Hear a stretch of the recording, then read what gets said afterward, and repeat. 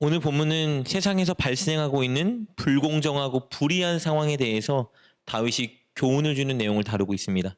그 불공정하고 불의한 상황은 악을 행하는 자들이 잘 되는 상황입니다. 악을 행하는 자들에 의해서 어려움을 겪는 자들 혹은 의롭게 살아가는 자들이 보기에 이 악한 자들이 잘 되는 상황은 도통 이해가 가지 않습니다. 그래서 오늘 본문이 기록될 당시에 더러는 그들을 보며 인생이 너무 불공평하다 불평했고요. 더러는 그들을 시기하기도 했습니다. 더러는 그들을 벌하고 싶어 악을 품었습니다. 오늘 우리가 살아가는 시대도 그렇습니다. 사람들은 악을 행하는 자들, 부당한 이익을 얻는 자들이 잘 되는 것을 보고 분노하고 불평합니다. 때때로 많은 그리스도인들은 하나님을 믿지 않고 마음껏 하고 싶은 것 하며 사는 사람들이 잘 되고 많은 거 누리는 것을 보면 낙심하거나 혹은 그들을 시기하기도 합니다. 이런 우리들에게 인생의 진리를 발견한 다윗은 이렇게 권면하는데요. 1절 말씀입니다. 악을 행하는 자들 때문에 불평하지 말며 불의를 행하는 자들을 시기하지 말지어다. 다윗이 뭐라 그러죠? 그들 때문에 불평하지 말라. 그들을 시기하지도 말라 권면합니다. 다윗은 이것을 명심하게 하려고 또 한 번 이 권면을 반복하는데요. 7절, 8절 말씀입니다. 여호와 앞에 잠잠하고 참고 기다리라. 자기 길이 형통하며 악한 꾀를 이루는 자 때문에 불평하지 말지어다. 분을 그치고 노를 버리며 불평하지 말라. 오히려 악을 만들 뿐이라. 다윗은 악을 행하는 자들 때문에 분노하지 말고 오히려 노를 버리고 불평도 버리라고 말합니다. 왜냐하면 그러다 오히려 마음과 행실로 우리도 악을 저지를 수 있기 때문입니다. 그들은 하나님께서 처벌하십니다. 그래서 다윗은 하나님이 하시도록 우리는 가만히 잠잠히 있자 권면하는 거예요. 2절입니다. 그들은 풀과 같이 속히 배임을 당할 것이며 푸른 채소같이 쇠잔할 것이미로다. 반드시 그들은 망하게 된다라는 거예요. 하나님께서 그들을 심판하여 망하게 하십니다. 이 악인에 대한 최후는 오늘 보면 시편 37편에 계속해서 선언되는데요. 하나씩 살펴볼까요? 10절은 이렇게 기록되어 있습니다. 잠시 후에는 악인이 없어지리니 내가 그곳을 자세히 살필지라도 없으리로다. 20절입니다. 악인들은 멸망하고 여호와의 원수들은 어린 양의 기름같이 타서 연기가 되어 없어지리로다. 36절이요. 내가 지나갈 때에 그는 없어졌나니 내가 찾아도 발견하지 못하였도다. 38절입니다. 범죄자들은 함께 멸망하리니 악인의 미래는 끊어질 것이나. 이렇게 악한 자들이 잠깐 잘 되는 것 같아 보여도 그들은 반드시 멸망하고 심판당합니다. 그러니 우리는 그들의 길을 부러워하거나 시기하지 말아야 합니다. 그들 때문에 분노하고 악을 품지도 말아야 합니다. 그냥 하나님께서 심판하실 것을 믿고 하나님의 손에 그들을 올려드리면 되는 거예요.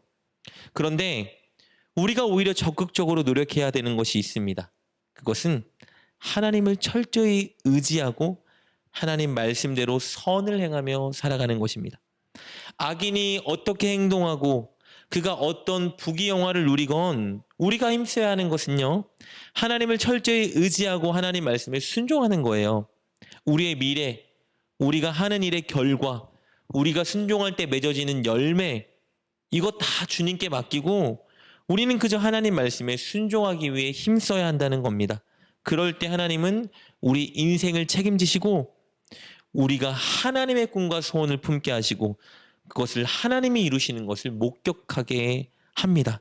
다윗은 이렇게 고백하네요. 3절부터 6절까지 말씀입니다. 여호와를 의뢰하고 선을 행하라. 땅에 머무는 동안 그의 성실을 먹을거리로 삼을지어다. 또 여호와를 기뻐하라. 그가 내 마음의 소원을 내게 이루어 주시리로다. 내 길을 여호와께 맡기라. 그를 의지하면 그가 이루시고 내 의를 빛같이 나타내시며 내 공의를 정오의 빛같이 하시리로다. 하나님을 의지하고 하나님께 맡기면 선을 행하면 하나님께서 하나님의 계획과 소원을 우리에게 주시고 그것을 이루어주시는 것을 목격하게 한다는 거예요. 그리고 우리의 우리의 공의가 빛나게 한다고 말씀하십니다. 이어서 다윗은 우리가 이렇게 하나님을 의지하고 선하고 의롭게 살아갈 때 하나님이 주시는 복을 더 선언해 주는데요. 첫째 복은요, 하나님께서 의인에게 영원한 기업, 즉 하나님의 나라 천국을 선물로 주실 것이라 말합니다. 우리 말씀 볼까요? 9절입니다.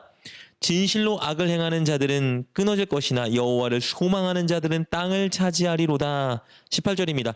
여호와께서 온전한 자의 날을 아시나니 그들의 기업은 영원하리로다. 29절이요. 의인이 땅을 차지하며 거기서 영원히 살리로다. 여기서 말하는 땅, 기업 이런 것들은 천국을 의미합니다. 이렇게 하나님을 의지하고 선을 행할 때 하나님은 천국을 우리에게 보장하고 선물로 주십니다. 둘째, 하나님이 주시는 복은요, 이 땅에서 그들의 자녀의 인생을 책임져 준다는 복이에요. 우리 26절 말씀입니다. 그는 종일토록 은혜를 베풀고 꾸어주니 그의 자손이 복을 받는도다.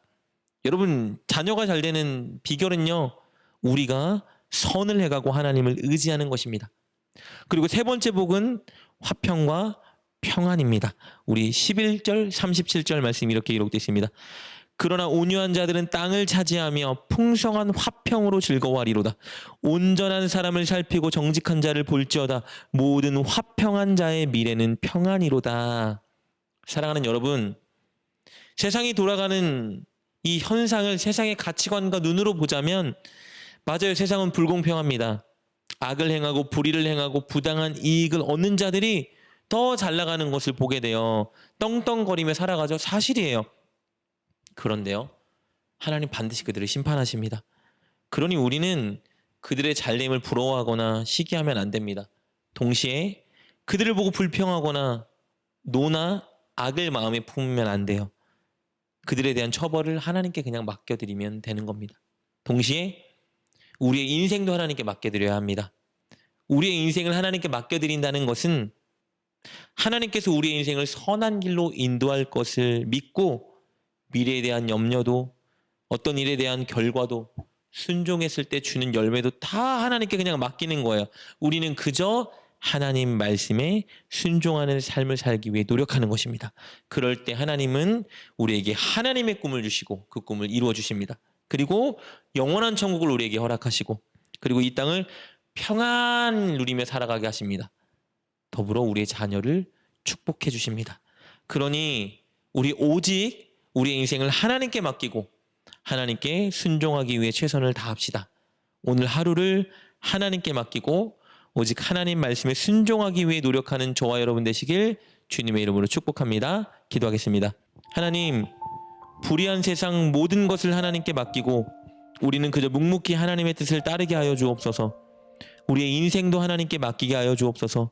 우리의 미래도 일의 결과도 순종의 열매도 다 선한 길로 인도하실 하나님께 맡기고 그저 최선을 다하며 순종하는 우리가 되게 하여 주옵소서. 예수님의 이름으로 기도드립니다. 아멘. 오늘 말씀을 통해 깨닫고 결단한 것은 무엇입니까? 그것을 붙들고 하나님께 기도합시다. 그리고 그렇게 실천하며 하루를 살아가는 여러분 되시길 주님의 이름으로 축복합니다.